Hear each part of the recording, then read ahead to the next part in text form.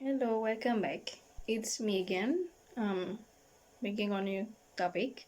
The topic of the day is about the Russo-Ukrainian War. It is said to be an ongoing and protracted conflict between Russia and Ukraine, and it could be traced back in February 2014.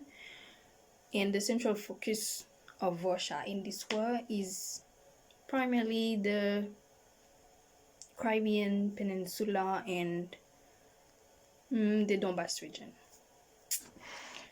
The war is considered to be a post-Soviet conflict, as Ukraine also was part of the USSR until it collapsed and the independence of Ukraine in 1991. From this, Ukraine, one can say that from this point of view, Ukraine represents an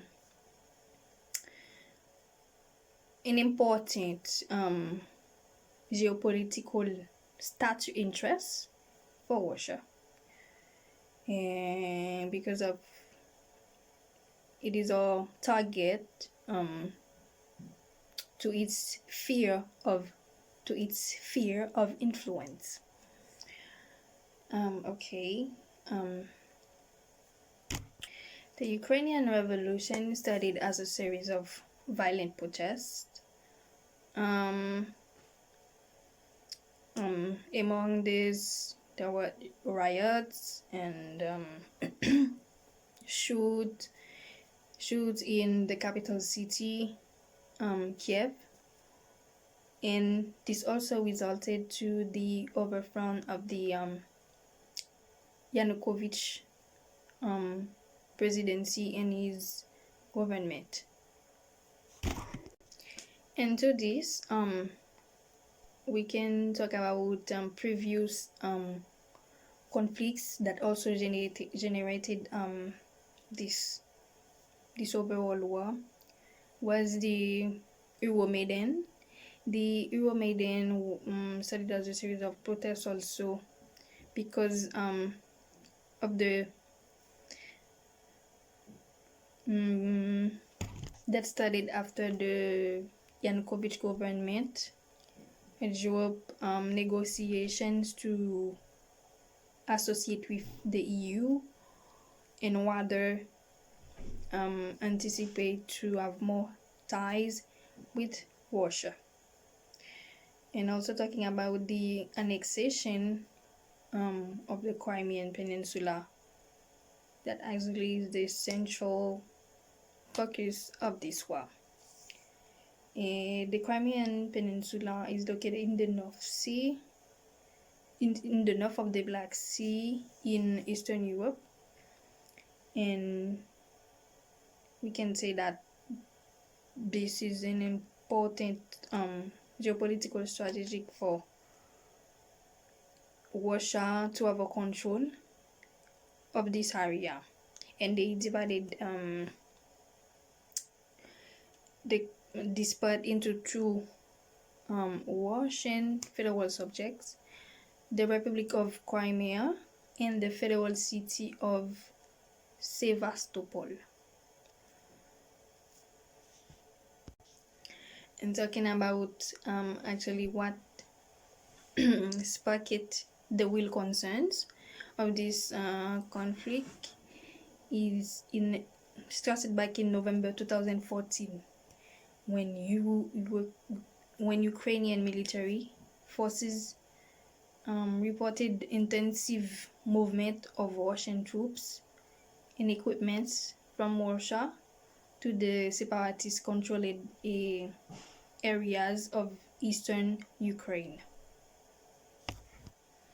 This actually led to for the international to have a saying in that ongoing conflict, and the principal countries that took part in that expressed their view over the matter were the US, the UK, France, Canada, Poland, Japan, in all the EU members, country in the EU's, and they condemn Russia not only for its actions over the revolution.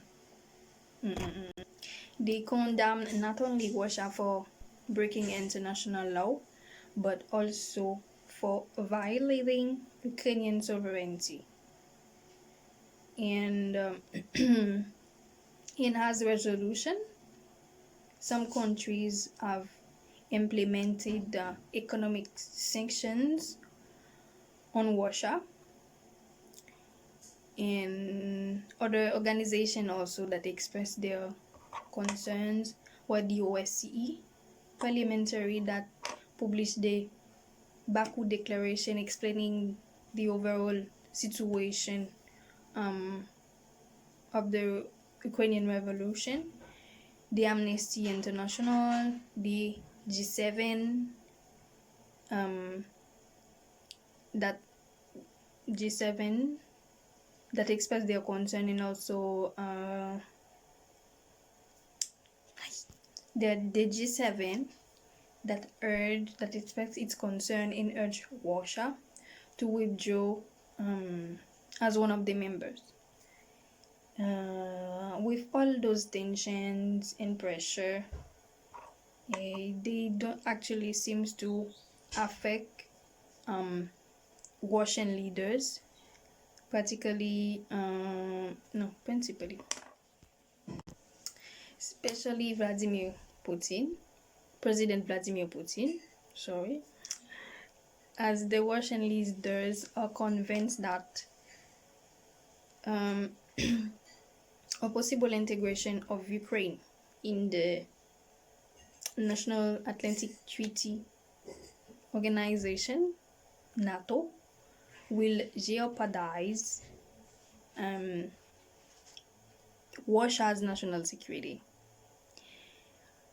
And one might say that in this situation, Russia refused to be neutral, and as it concerns for the future of Ukraine, to have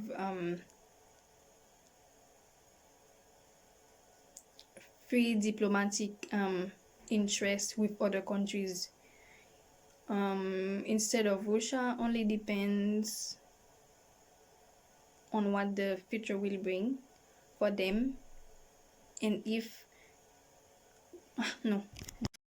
Ukraine in the North Atlantic Treaty Organization and NATO would jeopardize their national security.